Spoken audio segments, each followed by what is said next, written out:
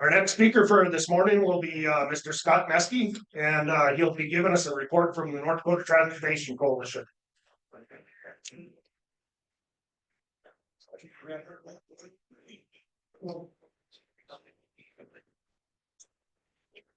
Thanks, Lee. You know, Luke Combs, country star, he's got a song out called Hurricane. It was his first big hit.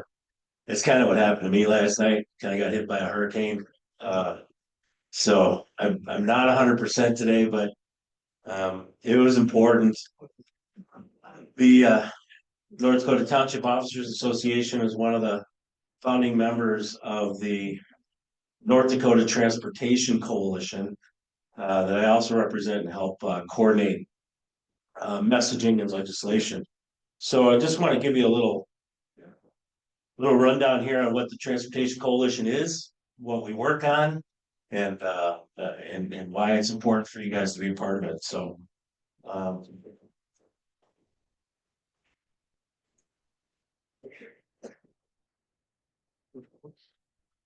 shut up.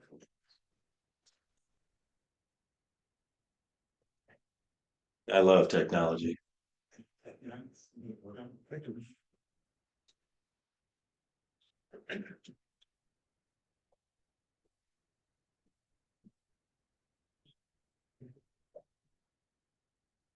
Nope. All right, Larry's my manual slide advancer. So oh. I gotta give you back your flash drive. That was the problem. Well, all right. Thank you. So, driving North Dakota's economy and federal, state, local transportation networks. They drive our economy in North Dakota. And the point I want to make here is that according to the Challey Institute study, North Dakota has the nation's most freight dependent economy. 60% of our gross domestic product from this state, it's freight dependent. And that means trucking, rail, air. So imagine if every industry, and this is weird because it's not, it's not feasible anymore. But think if every industry had its own transportation network. Agriculture, all the ag folks got together. We got our own roads, we got our own rail, we got our own stuff. The energy industry has their own roads, their own. I mean, think about if every industry had its own transportation network. That doesn't make a lot of sense economically or even common sense anymore. But I use this quote a lot when I talk to local governments. What is the role of government? I mean, there's been a lot of discussion about that at federal level, state level, local level. But in 1854, Abe Lincoln kind of summed it up, at least in my eyes. The legitimate object of government is to do for people what needs to be done, but they can't do in their individual capacities. Think about your townships, and your residents in your townships. They can't maintain the roads themselves. Okay, well, some of them do because they have to plow to get out. But as a whole, they can't do that in their individual capacities. That's where government steps in. Infrastructure, common defense, things like that. That's the legitimate object of government. Some of this other stuff that we're doing, sometimes I question whether government should be in this business or not. So before statehood in our territory, we had road rules. And in 1862, the establishment and regulation of roads has been the responsibility of the state or territory government. This chapter, chapter 72, was instituted in 1862 in the Dakota territories.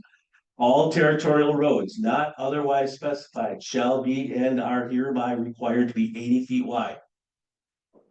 Well, they repealed that in 1864 back to 66 feet. But yeah, we've been regulating roads and road issues for a long time in the state. So who's responsible? So federal government has about 570 miles of roads they're responsible for in the state government about 7,400 miles. Local government, cities, county and major collector roads, township, county roads, and freight rail. That's a lot of infrastructure. And you can see now why I always use the phrase, North Dakota's economy runs on rural roads. But I mean, you can see that just by the amount of miles. Where's the funding come from? So the NDTOT budget, $2.4 billion this last session. 51% is federal funds of that.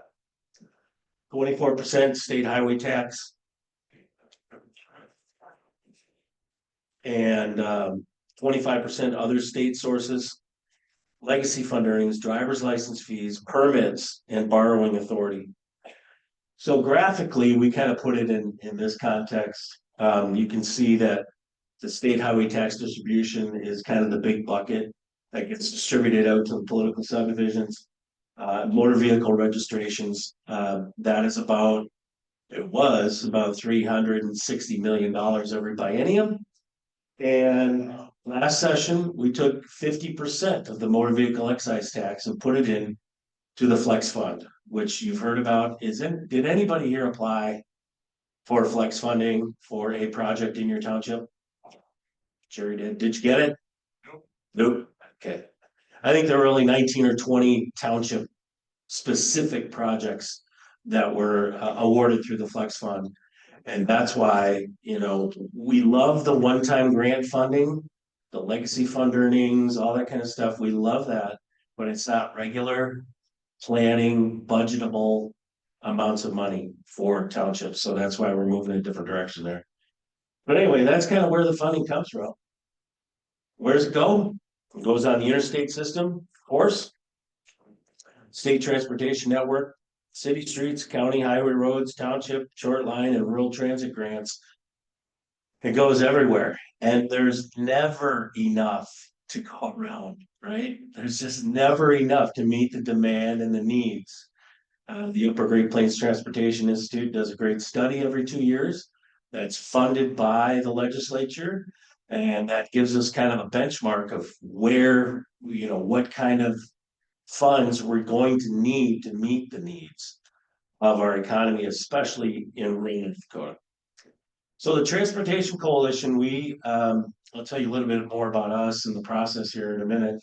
But our initial, what we do at the coalition is we put together a list of policy items, and then we have each of the members vote on those policy items. And that kind of gives us a direction of the things that we're going to work on and support throughout the session. So the Flex Fund was obviously a big one last session. We thought that was very important.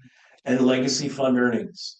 So the earnings that come from the legacy fund, which is now at about $11.5 billion, the earnings from that legacy fund is somewhere in the neighborhood of 700-800 million. And so we believe an investment to the state from the legacy fund should go back into infrastructure in some fashion. And the biggest challenge is that can change every 2 years. The legislature can change that. They can do away with it if they want. They can take all the money for general purpose. But part of our coalition is we make sure that infrastructure is part of that legacy. Some of the policy topics that we talked about was the budget, obviously, supporting the Upper Great Plains Transportation Institute. Man, I'm telling you, I love what they do, but they need a better acronym because that's just a mouthful to say every time you got to say it. Support for general funds to match federal funds, because there's a lot of federal funds out there, but we have to match it. And so we want to give the authority to the state to be able to match those federal funds. Legacy fund earnings, fair and balanced oversized fee permit structures, infrastructure revolving loan fund, and then the prairie dog buckets. So the prairie dog is the oil and gas revenues. And I'm not going to go into a great deal about how those oil and gas revenues are spread, but there's about 10 buckets. We call them buckets. And when this one fills up from oil and gas revenues, then it spills over into the next one, spills over to the next one, the next one, next one. Prairie dog is what's allocated to the cities, counties, and townships. And that is way down the list. Right before, I think, airports. Airports get a little funding from the oil and gas revenues too. But those buckets fill up every 2 years. So far, it has. I know this year it's being filled up. You're probably going to get your checks from the Prairie Dog very soon, usually January or February. But again, those aren't guaranteed. What happens if the oil industry goes in the tank again for a couple of years? The Prairie Dog is nice, but it won't ever fill up because there's bigger buckets ahead of them. So looking to 2025. Oh, wait, our priority process. Here we go. This is good. So the coalition is made up of 21 members, and I won't give you the list of them all, but they are, I can confidently say they are every major agriculture and energy and trade association in the state. There's literally not a corner that we don't touch with these 21 groups. And the Township Association is part of that. So it's very powerful to be able to stand up with a senator or in front of a committee and say, you represent the 21 largest organizations in the state when we're talking about infrastructure. So our priorities, we have, in order for a policy to be adopted by the coalition, we have to have 75% approval. It's not just 50% plus one. So we need 16 positive votes from our members. And so think about that process. So we bring policy issues to the membership. They have to go then back to their boards and their membership to say, hey, should we support this? So it becomes a little lengthy and tedious, but for the most part, everybody understands where we stand as far as supporting infrastructure. So the future, we're going to continue building membership, and we continue to rely on expert studies to provide us the data that we can go and advocate for increased infrastructure. So 2025 legislative outlook, we have 21 new legislators elected. We do have one that was just appointed. She replaced Representative Strinden, who became the lieutenant governor in Fargo. So we have 22 new legislators and 2 moved up to the Senate. So we have a lot of education to do, and that's really part of what I do for all my clients. I educate. The other priority is it's really important that legislators understand where their decisions made an impact. And so we're going to spend a lot of time saying, hey, this is what happened with the Flex Fund. These are the projects that were fixed in your district. The legacy fund earnings, this is the impact it had out in rural North Dakota. And that's very important. And then maintaining communication with our members and stakeholders. So our priority list coming up in 2025 has to do with funding and regulatory environment. You probably can't read all that. I can't read it here either. It's too small. But maintaining that regular source of funding, there's really no surprises up here at all. Continued support for Highway 85, those out in the west.